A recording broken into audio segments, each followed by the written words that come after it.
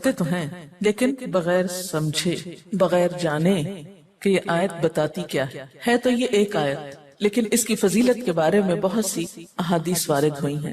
ترمذی کی ایک روایت ہے حضرت ابو ہریرہ رضی اللہ تعالی عنہ سے کہ نبی صلی اللہ علیہ وسلم نے فرمایا کہ ہر چیز کا کوہان اور بلندی ہے، یعنی ہر چیز کی بلندی ہوتی ہے، اور قرآن حکیم کی بلندی سورۃ البقرہ ہے، اور اس میں آیت الکرسی تمام آیتوں کی سردار ہے۔ یعنی ہر چیز کی ایک بلندی ہوتی ہے۔ قرآن کی بلندی کس میں ہے؟ سورۃ البقرہ میں، اور سورۃ البقرہ میں ایک آیت ہے جو تمام آیتوں کی سردار ہے، اور وہ کون سی آیت ہے؟ آیت الکرسی۔ حضرت ابی ابن کعب سے روایت ہے کہ نبی صلی اللہ علیہ وسلم نے فرمایا، اے ابو المنذر، اللہ کی کتاب میں تمہارے پاس سب سے افضل آیت کون سی ہے؟ عرض کیا، اللہ اور اس کا رسول خوب جانتا ہے۔ آپ نے فرمایا، اے ابو المنذر، اللہ کی کتاب کی آیات میں کون سی آیت تمہارے پاس سب سے بڑی ہے؟ انہوں نے عرض کیا، اللہ لا الہ الا هو الحی القیوم۔ تو آپ صلی اللہ علیہ وسلم نے میرے سینے پر ہاتھ مارا اور فرمایا، ابو المنذر، تمہیں تمہارا علم مبارک ہو، یعنی واقعی یہ آیت سب سے بڑی آیت ہے۔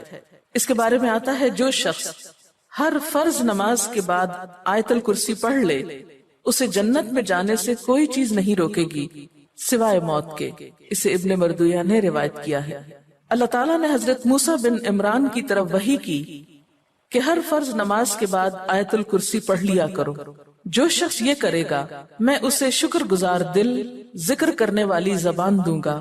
اس پر ہمیشگی صرف نبیوں سے ہوتی ہے، یا صدیقوں سے، یا اس بندے سے جس کا دل میں نے ایمان کے لیے آزما لیا ہو، یا اسے اپنی راہ میں شہید کرنا چاہتا ہوں۔ یعنی اس آیت کی پابندی ہر فرض نماز کے بعد اللہ کے خاص بندوں سے ہی ہوتی ہے۔ بس اپنے آپ کو چیک کر لیں کہ آپ ان میں شامل ہیں کہ نہیں، کیونکہ ہم نماز میں کچھ سوچتے رہتے ہیں، جو ہی سلام پھیرتے ہیں پھر بغیر کچھ سوچے سمجھے جو سوچ رہے ہوتے ہیں اس کو بیان کرنے لگتے ہیں، اور یہ بھول جاتے ہیں کہ یہ وقت آیت الکرسی پڑھنے کا ہے۔ لیکن جب انسان کا دل اللہ کی طرف مائل ہو جاتا ہے تو پھر نہیں بھولتا۔ نبی صلی اللہ علیہ وسلم نے یہ بھی فرمایا کہ جس گھر میں آیت الکرسی پڑھی جائے اس گھر سے شیطان نکل جاتا ہے۔ اس کے بارے میں ایک روایت ہے جو بخاری کی ہے، صحیح حدیث ہے۔ حضرت ابو ہریرہ رضی اللہ تعالیٰ عنہ کہتے ہیں کہ آپ صلی اللہ علیہ وسلم نے مجھے صدقہ فطر کی حفاظت پر مقرر کیا۔ فطرانہ جمع ہو رہا تھا اور آپ نے اس کی حفاظت کے لیے ان کو ایک طرح سے چوکیداری دی۔ کوئی شخص آیا اور غلہ چوری کرنے لگا، میں نے اسے پکڑ لیا اور کہا، میں تجھے رسول اللہ صلی اللہ علیہ وسلم کے پاس لے جاؤں گا۔ وہ کہنے لگا، میں محتاج ہوں، عیالدار ہوں، سخت تکلیف میں ہوں، چنانچہ میں نے اسے چھوڑ دیا۔ جب صبح ہوئی تو آپ نے مجھ سے پوچھا، ابو ہریرہ، آج رات تمہارے قیدی نے کیا کہا تھا؟ میں نے کہا، یا رسول اللہ صلی اللہ علیہ وسلم، اس نے محتاجی اور عیالداری کا شکوہ کیا تھا، مجھے رحم آیا تو میں نے اسے چھوڑ دیا۔ آپ نے فرمایا، دھیان رکھنا، وہ جھوٹا ہے، وہ پھر تمہارے پاس آئے گا۔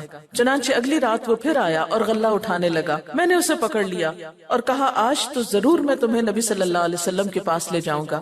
وہ کہنے لگا، مجھے چھوڑ دو، میں محتاج ہوں، عیالدار ہوں، آئندہ نہیں آؤں گا۔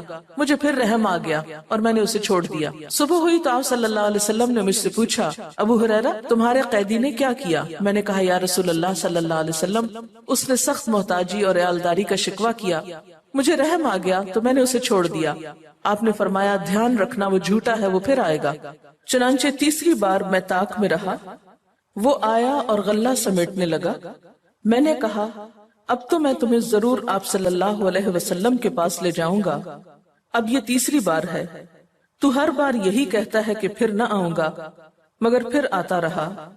اس نے کہا، مجھے چھوڑ دو، میں تمہیں چند کلمے سکھاتا ہوں جو تمہیں فائدہ دیں گے۔ میں نے کہا، وہ کیا ہیں؟ کہنے لگا، جب تو سونے لگے تو آیت الکرسی پڑھ لیا کر، اللہ کی طرف سے ایک فرشتہ تیرا نگہبان ہوگا اور صبح تک شیطان تیرے پاس نہ آئے گا۔ صبح ہوئی تو آپ صلی اللہ علیہ وسلم نے مجھ سے پوچھا، تیرے قیدی نے آج رات کیا کیا؟ میں نے آپ صلی اللہ علیہ وسلم کو ساری بات بتلا دی تو آپ صلی اللہ علیہ وسلم نے فرمایا، اس نے یہ بات سچی کہی، حالانکہ وہ جھوٹا ہے۔ پھر آپ نے مجھ سے کہا، ابو ہریرہ، جانتے ہو 3 راتوں سے کون تمہارے پاس آتا رہا ہے؟ میں نے کہا، نہیں۔ آپ صلی اللہ علیہ وسلم نے فرمایا، وہ شیطان تھا جو انسانی شکل میں آ رہا تھا۔ اچھا آپ نے دیکھا ہوگا کہ بعض لوگ اس بات کی شکایت کرتے ہیں کہ ان کے پیسے لاکر میں سے اور تالے میں سے چوری ہو جاتے ہیں، ایک ایسی جگہ سے ان کے پیسے چرائے جاتے ہیں کہ جس کی چابی ان کے سوا کسی اور کے پاس نہیں۔ یہ بھی احتمال ہو سکتا ہے کہ اسی قسم کا کوئی شیطان آ کر ایسی حرکت کرتا ہو، تو اس کا حل یہی ہے کہ انسان سونے سے پہلے آیت الکرسی پڑھ کر چاروں طرف پھونک مارے تو پھر حفاظت ہو جاتی۔ آپ گھر سے نکلنے لگے یا ایسے اپنے لاکر کو لاک کرنے لگے تو آیت الکرسی پڑھ کر اس پر پھونک مار دیں تو اللہ تعالیٰ ایک چوکیدار مقرر کر دیں گے، ایک فرشتے کو، پھر کوئی نہیں چرا سکے گا اس کو۔ تو بہرحال آیت الکرسی جو ہے یہ بہت ہی فضیلت والی آیت ہے۔ چلیے اب دیکھتے ہیں کہ اس آیت میں ہے کیا۔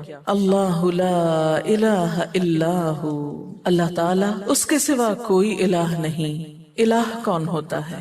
اس کا معنی عام طور پر معبود کیا جاتا ہے، لیکن بنیادی طور پر الہ کا معنی ہوتا ہے خالق، رازق، مالک، حاجت روا، مشکل کشا، عبادت کے لائق۔ ظاہر ہے جس نے پیدا کیا، جو روزی دیتا ہے، وہی مالک ہونے کا حقدار ہے۔ پھر جو ہماری حاجتیں پوری کرتا ہے، جو ہماری مشکلیں آسان کرتا ہے، وہی اس لائق ہے کہ ہم اس کی عبادت بھی کریں۔ تو اللہ لا الہ الا ہو، اللہ تعالیٰ وہی عبادت کے لائق ہے۔ الحی القیوم، زندہ ہے، قائم رہنے والا ہے، دوسروں کو قائم رکھنے والا ہے۔ لا تأخذہ سنۃ ولا نوم، نہ اس کو اونگ آتی ہے اور نہ نیند آتی ہے۔ لہ ما فی السماوات وما فی الارض، اسی کے لیے ہے جو آسمانوں میں ہے اور جو زمین میں۔ من ذا الذی یشفع عندہ الا بإذنہ، کون ہے جو اس کے پاس سفارش کر سکے مگر اسی کے اذن سے۔ یعلم ما بین ایدیہم وما خلفہم، وہ جانتا ہے جو ان کے آگے ہے اور جو ان کے پیچھے ہے۔ ولا یحیطون بشیء من علمہ الا بما شاء، اور وہ اس کے علم میں سے کسی چیز کا احاطہ نہیں کر سکتے مگر جو وہ خود چاہے۔ پھر فرمایا وسع کرسیہ السماوات والارض، وسیع ہے اس کی کرسی آسمان و زمین پر۔ ولا یؤودہ حفظہما، اور نہیں تھکاتی اس کو ان دونوں کی حفاظت۔ وہو العلی العظیم، اور وہ بلند ہے، بہت بڑا۔ یہ ہے اللہ تعالیٰ کا تعارف۔ کیا؟